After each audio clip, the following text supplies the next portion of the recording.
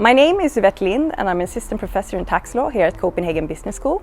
My area of expertise is international taxation and state aid law. As a part of my research, I have been looking into the Danish response to COVID-19 and the state aid packages they are offering companies at this point in time. These are some of the takes of that research. Many Danish companies are currently experiencing a decline in their turnover as a result of both COVID-19 and the measures taken to limit the spread in Denmark. At the same time, companies must continue to pay rent and other fixed costs even if their customers are absent. The Danish government and the parties of the Danish parliament has, as a result, agreed to a temporary compensation regime based on some principles. 1. Companies should always be able to receive compensation. 2. This compensation is targeted at companies with a large drop in sales. 3. The compensation covers fixed costs and amounts between 25% to 80% of their losses. 4. This compensation covers 3 months and should be paid out as soon as possible when applied for. 5. If the revenue decline is less than expected, the company must be prepared to pay back some of this compensation. 6. Companies that were mandated to close may receive a compensation of 100% of the fixed costs. The Danish state aid package therefore contains specific compensation for startups and small and medium-sized enterprises. Companies can receive compensation corresponding to 25% of their fixed costs if they satisfy a minimum revenue decline criteria and a minimum fixed cost criteria. Freelancers and self-employees may also be reimbursed by 90% of their lost income, regardless of whether this lost income is your main income, so-called A-indkomst, or your secondary income, which is called here in Denmark B-income.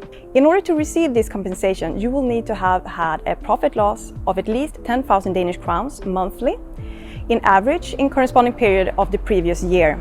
Of this, a requirement is that at least 5,000 Danish crowns per month of your income should be a B-income, while a maximum of 20,000 Danish crowns may be an A-income. You will be able to receive a maximum of 20,000 Danish crowns per month, and this compensation will be taxed as your normal income. Self-employees and individuals who were unable to keep their businesses open because of state prohibitions will be reimbursed for 100% of their lost income.